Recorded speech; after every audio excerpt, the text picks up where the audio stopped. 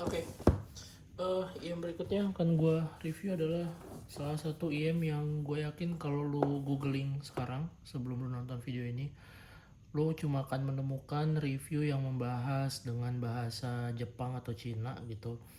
Bahasa Inggris kayaknya gue belum nemu di forum head Fi juga nggak ada. Kayaknya satu-satunya yang ngepost di Facebook kayaknya baru gue doang gitu ngebahas impresi ini yang cukup deep gitu.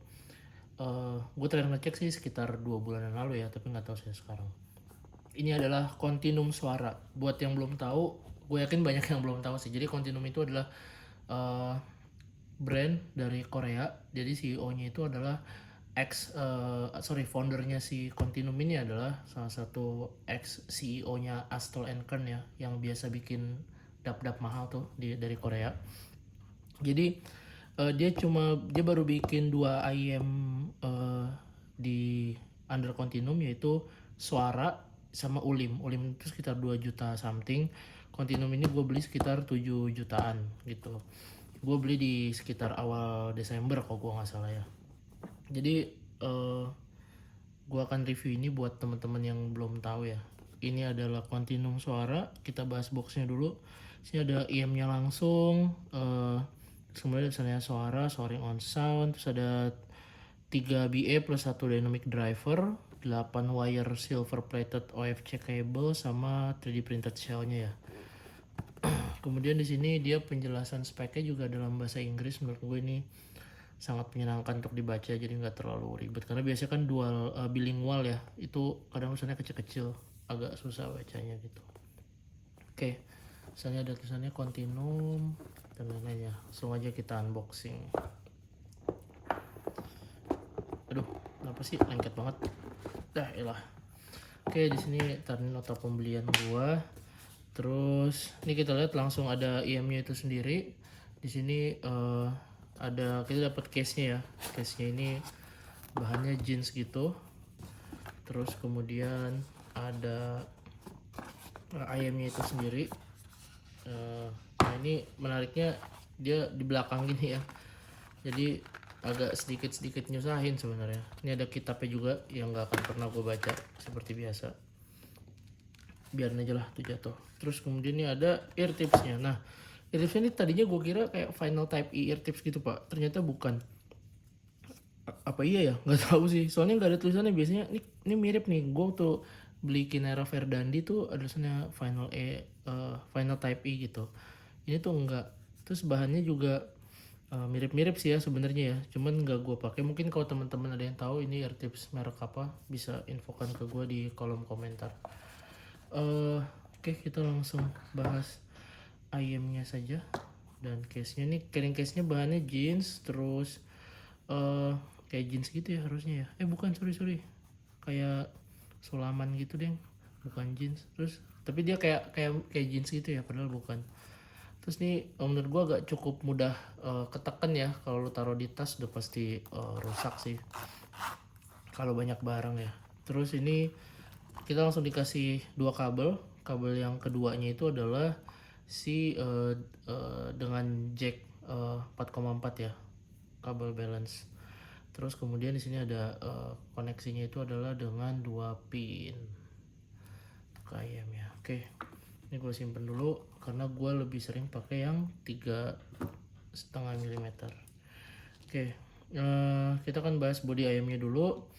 Di sini gue ambil yang kanan ya, karena ini dia ada tulisan gambar lambang kontinumnya. Menurut gue ini faceplate-nya cakep banget.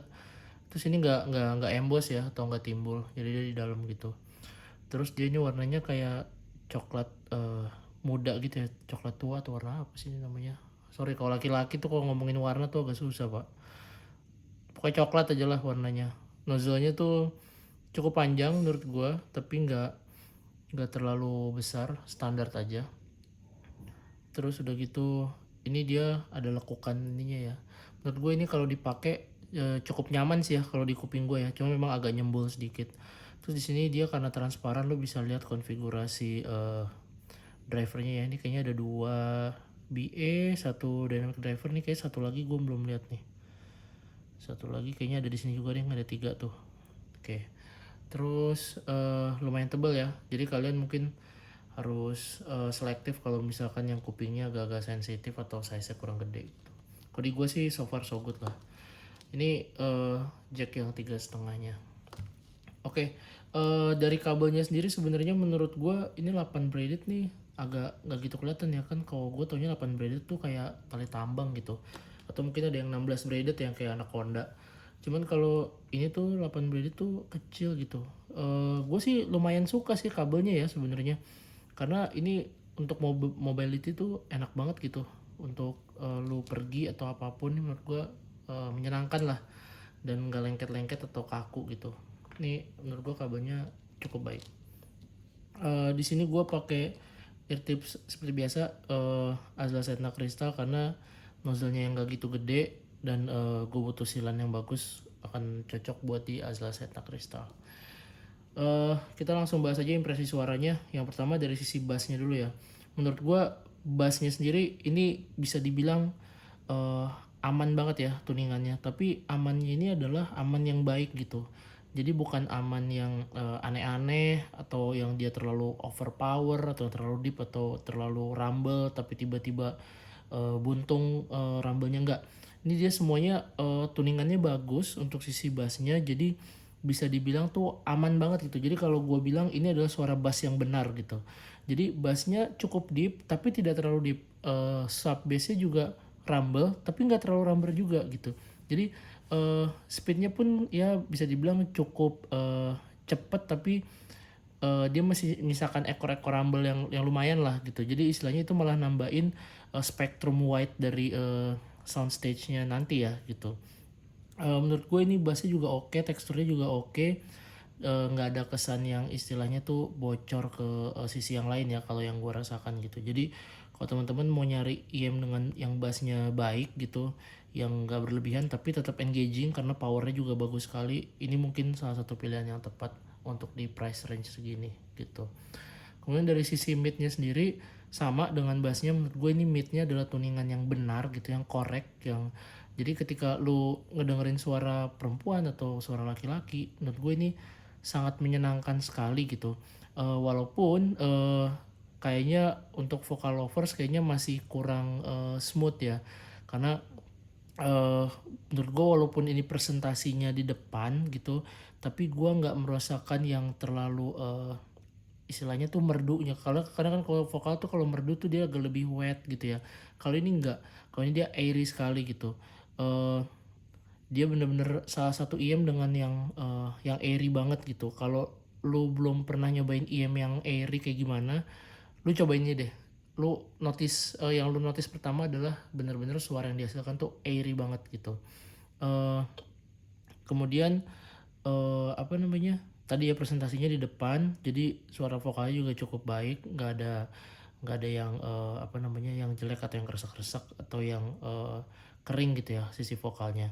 Nah kemudian dari sisi treble-nya ini sebenarnya kalau gue sebagai treble head gue cukup suka ya, karena dia agak sedikit tajam gitu, agak sedikit nyerang, dan cenderung di beberapa lagu tuh agak kerasa sedikit sibilance gitu.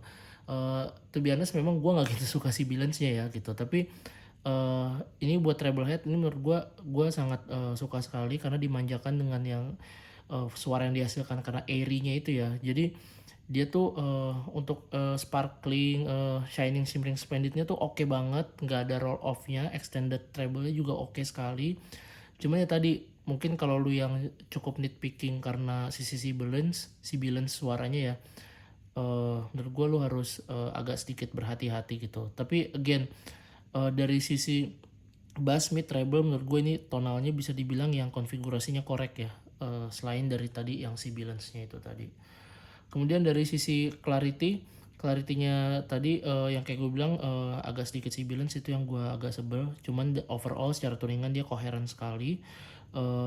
Dan mungkin dari sisi teknikalitas lu kalau beli harga IM seharga 7 juta, to be honest gue nggak punya IM dengan harga yang sama ya di koleksi gue, jadi gue nggak bisa bandingin. Tapi yang pernah kalau kata orang-orang sih technicality-nya mungkin banyak jauh yang lebih bagus ya, kayak gue baca beberapa review tuh kayak Since Mangrit Top atau IM-IM yang lain gitu.